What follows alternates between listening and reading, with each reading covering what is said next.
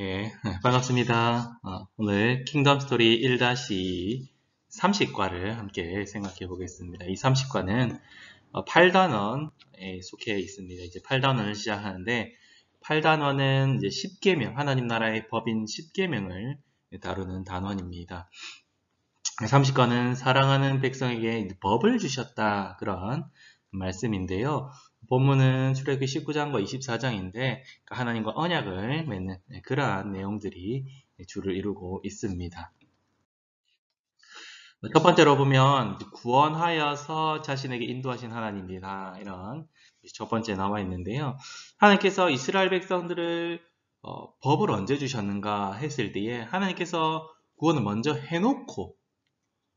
해놓고 법을 주셨다 하는 것을 우리가 꼭 너무나 중요하게 알아야 됩니다. 왜냐하면 우리가 막 법을 지켜서 구원함을 받는다 라는 것이 아니라는 것을 꼭 알아야 된답니다. 하나님께서 구원 역사 가운데서도 구원하셔 놓고 나서 십계명을 주신 것처럼 하나님께서는 우리에게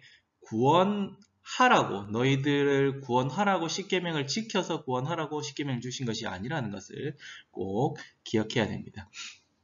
하나님께서는 이스라엘 백성들을 구원합니다. 그리고 3개월이 되는 날이면 3개월의 첫날, 올해 시작을 하면 3월 1일, 이쯤 될 수도 있고요. 정확하게 3개월이 되던 날에 이스라엘 백성은 시내 광야에 도착했습니다. 출애굽기 19장 1절 말씀에 이스라엘 자손이 애굽 땅을 떠난 지 3개월이 되던 날 그들이 시내 광야에 이르렀다, 이렇게 기록하고 있는 것입니다. 하나님은 이스라엘 백성들을 구원하셨습니다. 이스라엘 백성들은 이 시간 동안, 이 3개월이 되던 날 동안까지의 아주 많은 일을 경험했습니다. 특별히 이스라엘 백성이 경험한 가장 큰 일이 무엇입니까? 구원이죠, 구원.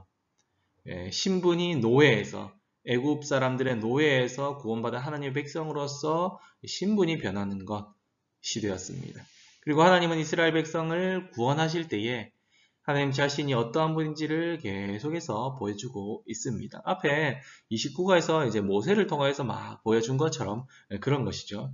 애굽에서 오랜 시간 동안 보내며 수많은 애굽의 우상들, 그것을 보면서 그들의 능력과 문화와 기술과 발전한 것들, 이런 것들을 다 보면서 엄청 오랫동안 살았는데, 그런 것이 하나님 앞에서 아무것도 아님을 10가지의 재앙을 통해서 확실하게 보여주었습니다.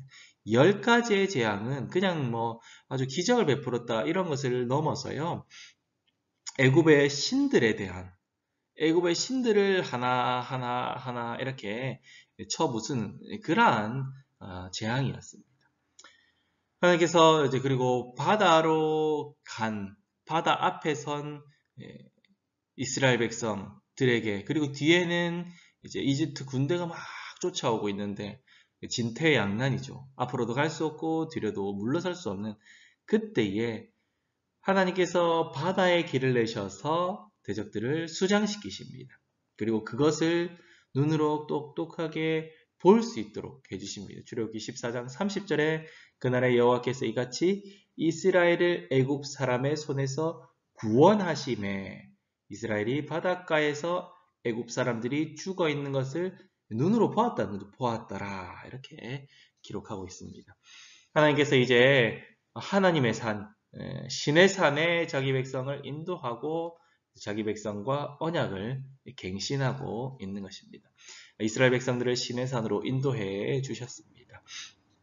하나님께서는 아담과 한 언약, 그리고 노아와 한 언약, 그리고 아브라함과 한 언약, 이삭과 한 언약, 야곱과 한 언약을 이 신의 산에서 갱신하고 있다는 겁니다. 특별히 하나님께서 신의 산으로 인도하시며 자기 백성들을 지키고 보호하여 주셨답니다. 하나님께서 자기 백성을 독수리 날개로 업어서 인도하였다라고 표현해 주고 있습니다.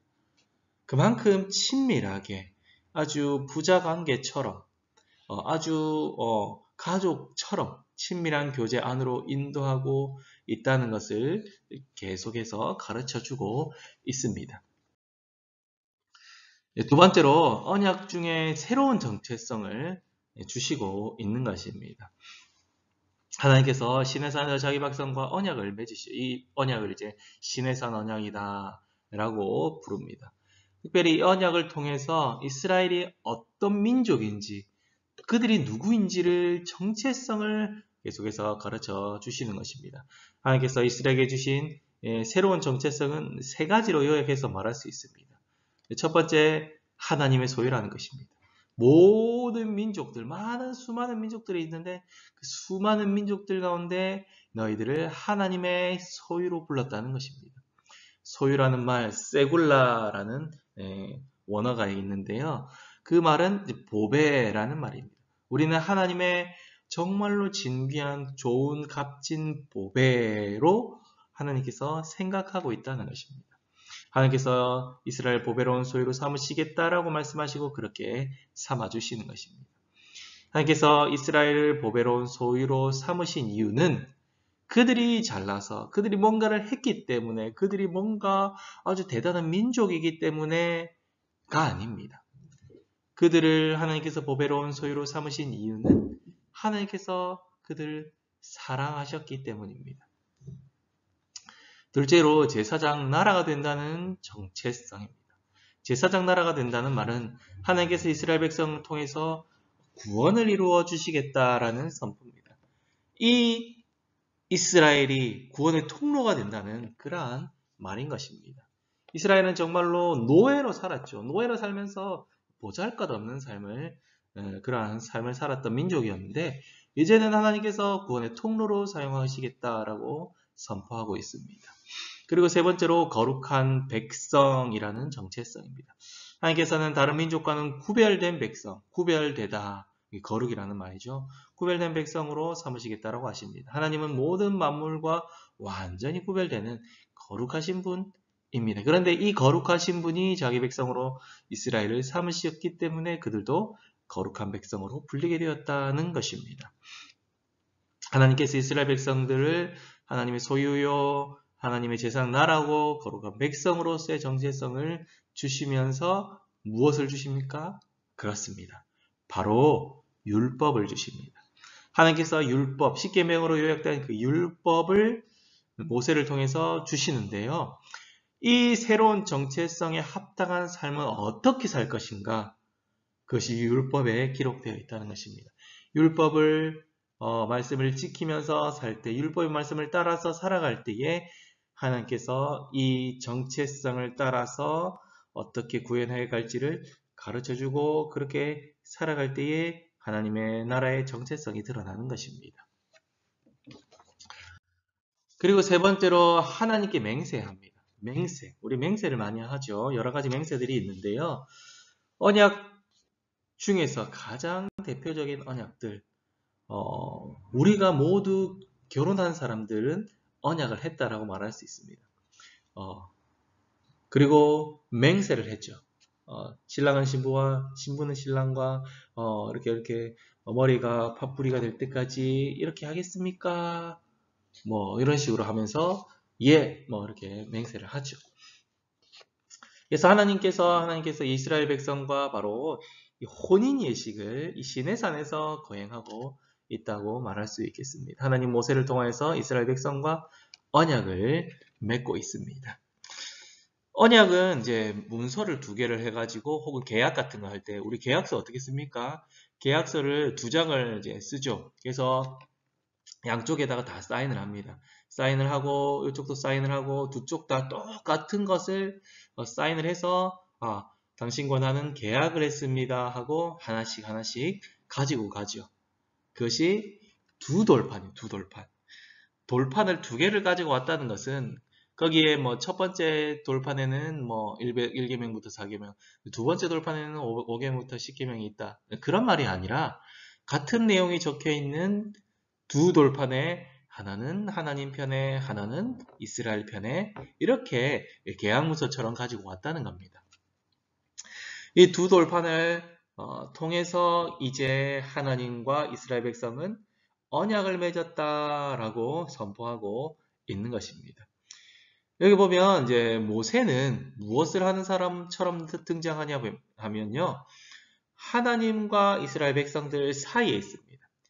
하나님과 이스라엘 백성 사이를 중보하는 역할, 중보자의 역할로서 모세가 있습니다. 그래서 하나님의 말씀을 이스라엘 백성들에게 전하고 그리고 이스라엘 백성들의 말을 화답을 하나님께 전하는, 그래서 언약을 맺도록 하는 그러한 사람으로 등장하고 있습니다. 7절에 보면 모세가 내려와서 하나님께서 자기에게 명령하신 모든 말씀을 그들 앞에 진술하였다. 그러니까 모세가 하나님의 말씀을 전달하고요. 그리고 8절에는 백성 일제에 응답하여 이르되 여호와께서 명령하신 대로 우리가 다 행하리이다 한 것을 백성의 말을 여호와께 전하였다. 누가요? 모세가 말입니다. 이것을 이제 중보자의 역할을 하고 있다는 것이죠. 중보자의 역할을 하고 있는 모세. 이것을 통해서 이 그림자를 통해서 실체를 알 수 있게 되죠. 그 실체가 누구입니까? 바로 하나님과 우리 사이에 온전한 중보자로 오신 예수 그리스도이십니다. 30가를 한번 정리해 보겠습니다. 사랑하는 교사, 부모님들, 하나님은 자기 백성들을 친히 구원하시죠. 구원하시기 위하여서, 그들을 구원하기 위하여서 일부러 오십니다. 지난 주일에 하나님께서 사마리아를 일부러 통과하시죠. 일부러. 거기에 내 백성이 있기 때문에 구원하여서 자기 백성 삼기 위해서 일부러 구원하시기 위해서 오십니다. 그래서 하나님께서 백성들을 친히 구원하시고 언약을 맺어주십니다. 그리고 언약을 맺어주시기 위하여서 인도하는 거죠. 인도. 그리고 어디까지 인도합니까? 여기서는 이제 시내산까지 인도하였다라고 나오지만 어디까지 인도합니까? 하나님 나라 갈 때까지 자기 백성들을 인도하는 것입니다. 그래서 하나님께서 이러한 방식을 통해서 자기 백성에게 선물을 주시는데 그 선물이 무엇입니까? 말씀. 율법이기도 하고요. 이런 것들을 주신다는 것입니다. 이전에 애굽 땅 종되었던 집에서 구원하여서 하나님께서 이제 죄의 종로로 하던 이 우리를 예수 그리스도의 십자가와 부활로서 구원하여서 우리에게 가장 좋은 선물을 주십니다. 그리고 이제 우리에게 새로운 정체성을 주셨다는 겁니다. 새로운 정체성. 이스라엘 백성들에게 주셨던 새로운 정체성인 그것을 우리에게도, 교회인 우리에게도 동일하게, 더욱더 확장되고 더욱더 아름다운 형태의 그 정체성을 우리에게 주십니다. 왜냐하면 그때는 시내산 언약이지만 시내산 언약과 모압에서 갱신하고요. 그리고 다윗과 언약을 하고 새 언약을 약속하고 예수님께서 언약을 완성하시고 주신 그 언약, 성령 하나님을 통해서 완전히 완성된 그 언약 가운데서 우리에게 말씀하시는 것이기 때문에 더욱더 충만한 정체성을 주셨다는 것입니다. 교회는 예수 그리스도의 소유가 됩니다. 이를 통하여서 가장 큰 위로를 얻고 가장 큰 사랑을 경험합니다. 하이델베르크라든지 웨스트민스터, 특별히 하이델베르크의 가장 초두에 1, 2문에 보면 뭐가 있냐면요. 우리의 가장 큰 위로가 무엇입니까? 우리는 어디서 가장 큰 위로를 얻을 수 있습니까? 라고 했을 때 그 답이 우리가 예수 그리스도의 소유가 되었다는 것이 바로 우리의 가장 큰 위로가 된다라고 이야기를 하는 것입니다. 그리고 교회는 예수 그리스도를 통하여서 왕 같은 제사장이 됩니다. 또한 교회는 예수 그리스도를 통하여서 거룩한 나라, 하나님 나라의 복의 통로가 됩니다. 우리가 너무나 잘 아는 베드로전서 2장 9절 말씀에 그러나 너희는 택하신 족속이요 택하셔서 왕 같은 제사장들로 불렀고요 거룩한 나라이며 그의 소유가 된 백성이다. 그래서 무엇을 하게 합니까? 바로 어두운 데서 불러내서 그의 기이한 빛에 들어가게 하신 이에 구원하신 분의 아름다운 덕을 선포하게 하려 하심이라. 너희가 그 모델, 샘플이라는 것입니다. 샘플을 막 사람들에게 뿌리면서 이거 한번 써봐 너무 좋아 하는 것입니다. 우리에게 새로운 정체성을 주시고 참 남편이 되시는, 누가 참 남편이 되신다고 성경이 말합니까? 바로 예수님이 우리의 참 남편이 되신다. 에베소서 5장에 나오죠. 그리고 교회는 그리스도의 신부가 된다라고 이야기합니다. 그래서 계시록에 가면 어린 양의 혼인잔치와 신부가 준비되었네 라는 것이 우리가 찬양을 통해서 하는 것이 계시록에 가면 나온다는 것입니다. 완전한 혼인 예식은 이제 그때 있게 될 것이고요. 이제 우리는 그의 기이한 빛에 들어가게 하신 이의 아름다운 것. 그러니까 하나님의 구원과 하나님께서 율법을 주신 것, 우리를 이렇게 인도하신다는 것을 선포하면서 살아가야 돼요. 마음대로 선포하는 것이 아니라 주신 말씀을 따라서 선포하면서 살아가야 합니다. 구원받은 백성이 가장 행복하게 살 수 있는 길, 그것을 하나님께서는 시내산에서 율법으로 주십니다. 그 율법이 지금도 동일하죠. 지금도 동일하고 오히려 예수님께서 더욱더 확장되고 더욱더 세밀하게 우리에게 가르쳐 주셨습니다. 그리고 맹세하게 합니다. 하나님의 이름으로 성부와 성자와 성령의 이름으로 우리는 맹세하면서 가장 큰 행복을 누리면서 살아갑니다. 우리 자녀들에게 이것을 가르쳐주면 좋겠어요. 가장 행복하게 사는 길이 무엇이냐? 그것은 너를 어두운 데서 불러내어서 가장 기이한 빛에 들어가게 하신 그분의 말씀대로 살아가는 길이다 라는 것을 우리 자녀들에게 계속해서 가르쳐줄 수 있으면 좋겠습니다. 우리 자녀들에게 가장 줄 수 있는 가장 최고의 선물, 공부 잘하게 하는 거, 좋은 집, 좋은 돈, 유산 이런 거 그것도 좋을 수 있는데 그것과는 비교할 수 없는 좋은 선물, 바로 하나님의 백성이 되어서 하나님의 법을 따라서 살아가는 삶, 그것이 최고의 선물임을 우리 자녀들에게 계속해서 가르쳐주는 저와 여러분이 되기를 간절히 소망합니다. 아멘.